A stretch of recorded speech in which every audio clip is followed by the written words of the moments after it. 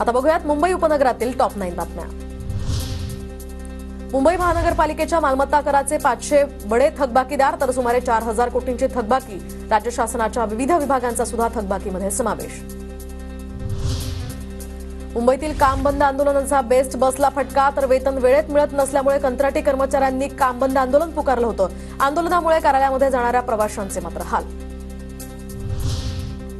मुंबईच्या वीज वहन क्षमतेमध्ये लक्षणीय वाढ तर वीज मागणीमध्ये सातत्यानं वाढ होत असल्यामुळे कळवा पडघा वाहिनीतील 400 के वीजचे हे जुने कंडक्टर बदलून नवीन उच्च क्षमतेच्या कंडक्टरची उभारणी।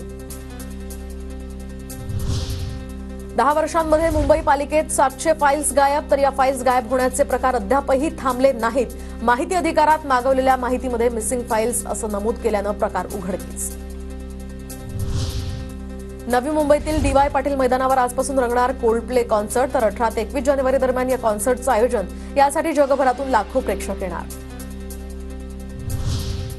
नेरूळमध्ये होणाऱ्या कोल्डप्ले आंतरराष्ट्रीय कार्यक्रमामुळे आता शासनाच्या तिजोरीत 65 लाखांची भर पडणार। पोलीस बंदोबस्तामधून मिळणार शुल्क तर कार्यक्रमासाठी 1000 पोलीसही तैनात। नवी मुंबईमध्ये होणाऱ्या कोल्डप्ले या कॉन्सर्टमुळे आता 3 दिवस अवजड वाहनांना प्रवेशबंदी, 400हून अधिक वाहतूक पोलीस वाहतूक नियोजनासाठी तैनात, 5 ठिकाणी पार्किंगचीही व्यवस्था। एमएमआरडीएच्या मेट्रो अ प्रकल्पाच्या खर्चामध्ये 63 कोटी 67 लाख रुपयांची वाढ। खर्चामध्ये वाढ आणि मार्गिकेच्या विलंबामुळे संबंधित कंत्राटदाराला केवळ 22 लाख रुपयांचा दंड। उल्हासनगरच्या आशेळे गावामध्ये दारांना कड्या लावून चोरी तर चोरटे सीसीटीव्हीमध्ये कैद। पोलिसांची रात्रीच्या वेळी गस्त वाढवण्याची नागरिकांची मागणी।